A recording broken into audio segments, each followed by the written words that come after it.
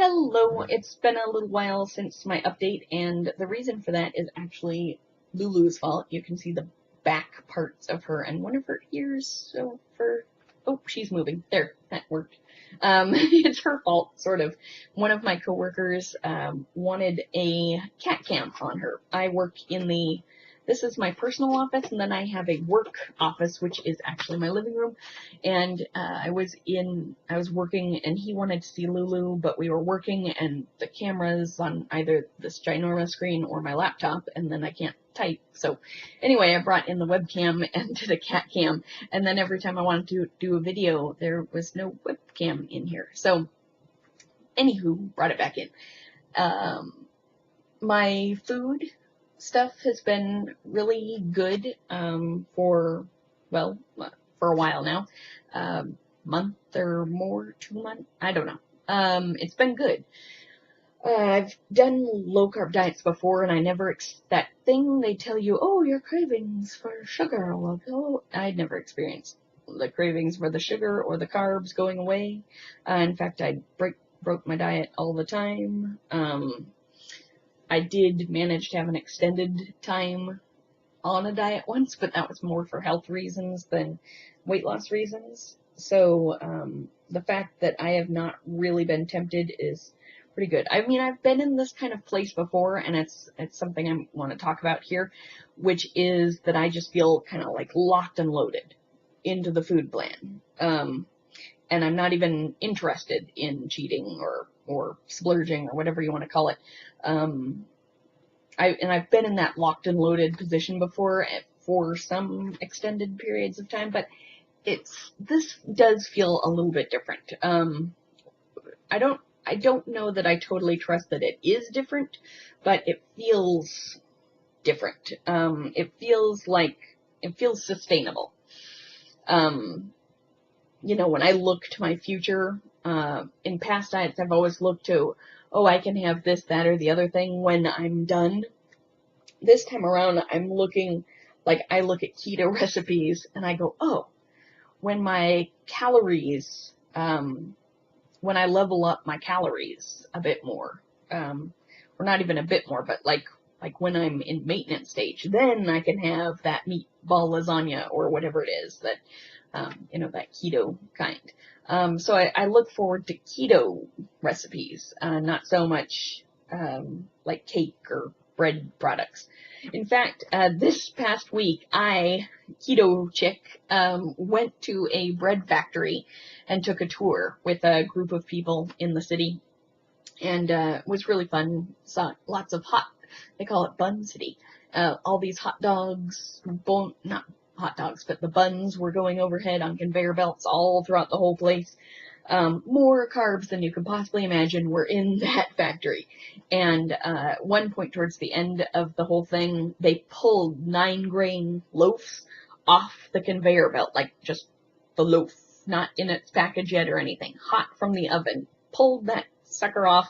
We passed around like hot potato, and then when it had cooled down enough, folks ripped pieces from it and ate it. I didn't, and I wasn't really even interested in it. They even gave everybody a couple loaves of bread to take home.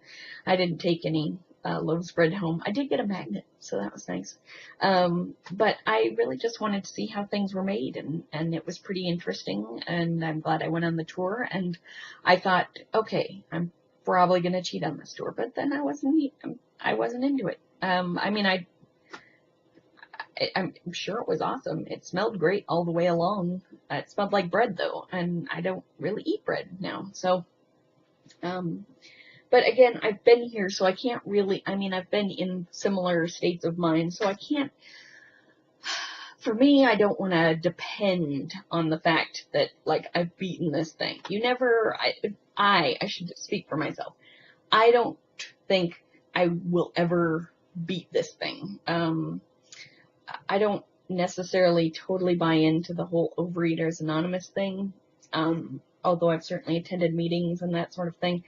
And maybe now that there are some foods that I don't eat, maybe now it would make more sense to me. But I have a hard time just saying, this behavior is is okay and this behavior is not okay, even though there are things I eat and don't eat now. I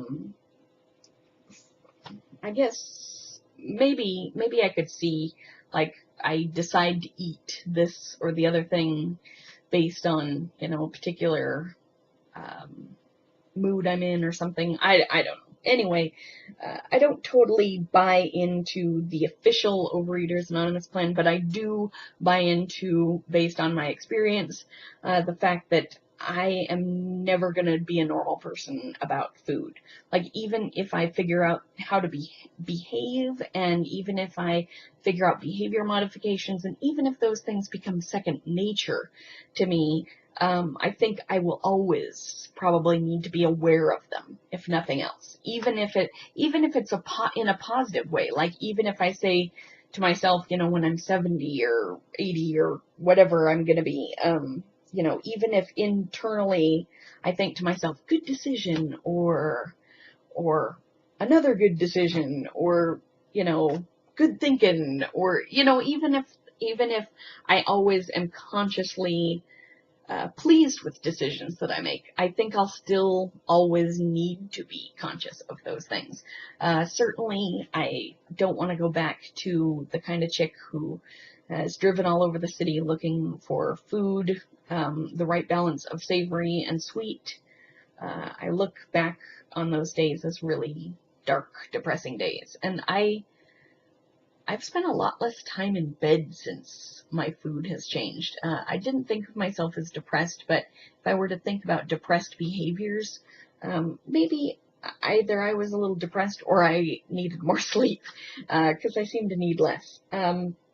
Anyway, I am gearing up, because the food thing is going kind of well. I want to make sure that continues. So for me, that means working on the inside, because I've worked on the outside more than once, more than twice, and now I'm doing it a third or fourth time in terms of major weight loss. So I thought I would talk just a bit about some of the books that I'm reading in kind of gearing up for therapy, which I need to do, but I kind of want to have some concrete goals to accomplish in therapy and to talk through in therapy.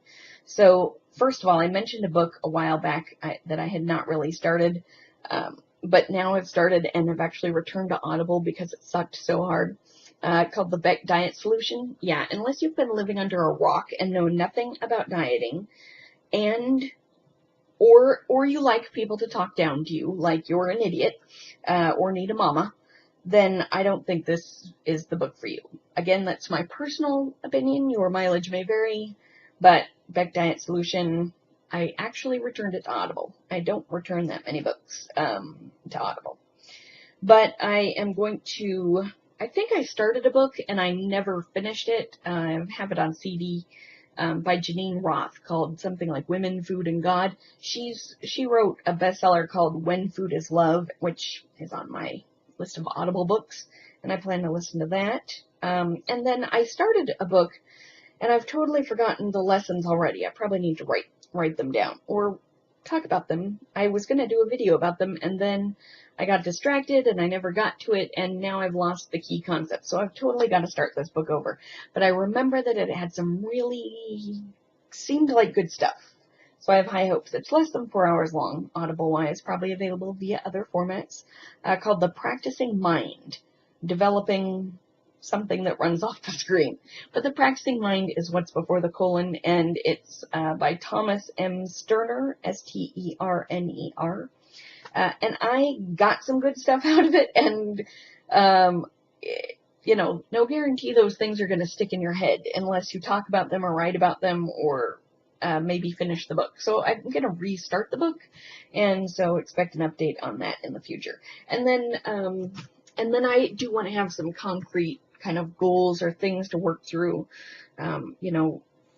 realizations I've had about where my food issues are kind of tied to, and where those things kind of roll over into other parts of my life. So kind of reading the books and thinking through those things is how I kind of gear up for therapy. And I do have a therapist who I've worked with out of state, but she has said that she would work with me online, which is awesome. And that is about it. So Food's going good, working on my mind, got my cat cam back, and doing a video about food issues while wearing a Hungry Hungry Hippo Hunger Games mashup t-shirt. So that's fun.